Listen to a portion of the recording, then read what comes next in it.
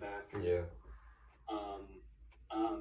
This could be a spot that if they move stuff around, they might be able to look at Pietrangelo maybe. Yeah. They might also be someone who might be in the looking out for him. You might want to add on the blue line to be honest. It's interesting though, because like if you had Petro, you kind of have two like aging defense, with Weber and Pietrangelo on your team, and I don't know if you want that, but also Pietrangelo is an elite defenseman. Um, I wonder if like Saad would be a good addition to them, like like a top six guy. It's not Julian. Yeah.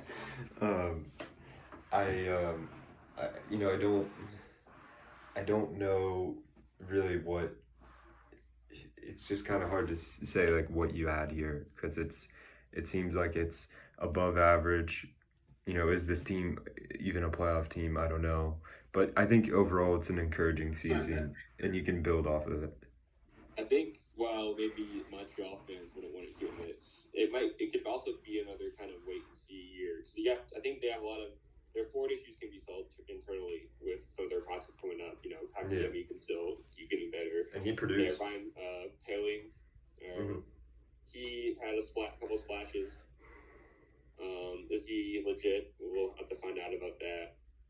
And I think that kind of influences how you move going forward because they still don't exactly have, their offense is, I still say, is kind of overall by committee. Like, they don't have any guys you consider, like, stars from either. Max Tatar. Yeah, no, I agree with I was saying, like, would you say Tatars, they're probably their best player? He had a good season, didn't he? Yeah. Yeah, I mean, I don't know if he's going to continue to be their best player. This is a one-off kind of year. I mean, he's had some decent years in the past, but I don't know if he'll produce quite at the level he did this year. To be honest, yeah, I don't know. That's a guy you can rely on to be your big scorer moving forward. Yeah, they definitely need some more help on offense. It's kind of like CBJ, you know what I mean? Except I think CBJ has a little better of an offense, but it's offense by committee for sure. But anyways, this will be painful for Malik as we move on to the Capitals series. They played the Islanders. Speaking of the Islanders, Max, we do have some breaking news. As they played Florida in the first round, rumor has it that, Florida has some leftover money from the budget cuts, and we'll be giving Keith Yandel a $50,000 bonus for every song performed in a regular season game next year. So I just wanted to throw that out there. Know that would fire you up, maybe Malik too. But anyways, song.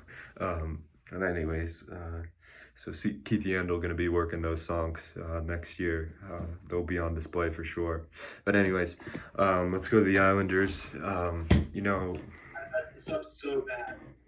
Not in my prediction, like my actual prediction, but if I went to check my bracket like right before this, and I switched the Caps and Islanders in my wrong bracket. I have a meme bracket that I made that had the Coyotes winning the Cup, and I switched the Islanders to win in that bracket, but not this one. So I thought I had the Islanders winning the serious bracket, but I had the Caps. So yeah, I'm kind of pissed looking at this now. I remember you said. I will say by word, not like on screen, but by word, I did have the Islanders winning. Malik convinced me after the preview of round one to kind of reconsider my Caps. Yeah. I'm glad he did. Yeah, I mean, still, I messed up my. You said it was, painful for me. This was like probably the least upset I've been, just because of how convincingly they lost. Usually, the Caps are a team to really get your hopes up and then dash them. Yeah. This year, I had some time to come to terms with the fact that they were winning this series. So, I think I'm doing all right overall. I mean, you predicted it. Like you said they were gonna lose. Yeah, I said Islanders. I also said Islanders in 7, and that was me assuming the Caps, would actually show up. And they didn't, and the Islanders, who are a very good team, walked all over them for the most part. Yeah. I mean, yeah, I thought, the Islanders would, it was basically what I thought the Islanders would do, like, times 10. Their system. You look at it, too, and honestly, it could have gone a different way. The Caps, the 2 blown leads in games 1 and 2 were, like, the big ones. Yeah. Because, that's what you do against them. You get the lead, and then you force them to come to you and open up their game a bit. Mm-hmm. And, after those 2 games, the Islanders just kind of had a stranglehold in the series. They were able to just get leads and play their game. I think the last game 5, is completely... It's like such an Islanders game. The shots were like 21-17. Mm-hmm. Like, they just got that lead, and then they shut it down.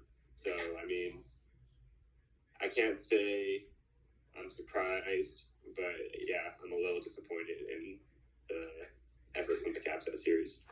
Yeah, I mean, they really just got out-hustled in a lot of those games, and that's what the Islanders do. I think we need to give more credit to the Islanders' defense. I think, hot take, I think Varlamov is probably the worst remaining goalie in this playoff, in this round robin. I don't think Varlamov is very good. I think it's all their defense. They just have 4 lines of guys that produce. They don't have a main guy. They have guys who are underrated, like Beauvillier, who produce and go unnoticed in the AHL.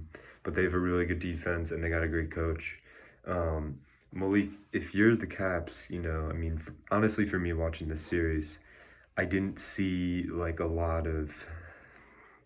I just feel like they seemed very old, to be honest. Do you agree with me on that? What do you think of their roster makeup? Where do you need to make changes? Yeah, I'd agree. I think firing was a step. I think I agree that he probably needed to go. I don't think that's the only thing they need to take a look at, though. I don't think that's going to solve all their problems. The team definitely looked like they had lost a step since, before the break. Yeah. And, I think really they had no just depth scoring. They had 3 guys score, and Ovechkin, Oshie, and Kuznetsov were their only goal scorers in this series. That's great. He scored half of those. Yeah, exactly. Yeah. I think a lot of the depth signings they had over the offseason to try and bolster the team just didn't really work out. Mm-hmm. Panik, I really wanted to like Panik because I think he has some sneaky skill and some offense, but never really, showed up throughout the season. And Hagelin's a guy I think he's a great utility player, but they didn't get, he missed timely breakaways. Didn't finish. Trust me, I know plenty about Hagelin and his stone hands. That's this guy in the league, probably one of the worst hands in the league. Yeah. And that from his Rangers. I think when you look at the team moving forward, I think they really just have to shift into just getting a bit younger. They have to really start thinking about what their core is going to look like moving forward. I think they can still, I'm not saying they should retool or tear anything down, but I think they have to be really careful with how they go moving forward. I think they brought in these veteran depth guys to kind of give their younger players a bit more time. And I think you're going to have to really see, you should really see what these younger players on their team can do. I'm interested to see if McMichael can take a step and actually get his way into the lineup. And then I think that allows you to maybe move a guy out who might be a bit pricier. I don't mind Lars Eller, but if McMichael can come in and be like a third line guy, you can save a lot of money at that position. And with Holtby being gone, they might have a little bit of money to play with just for this season. And I really mean just for the season. They have to be a guy on like a 1 year, because after this you have Vrana being up, and you have Ovechkin, of course. Yeah. So I think really this is if they want to really go for another run, I think they could probably try and load up a little bit this offseason, and then about your future going forward afterwards once you have a lot of your guys tied up with their contracts?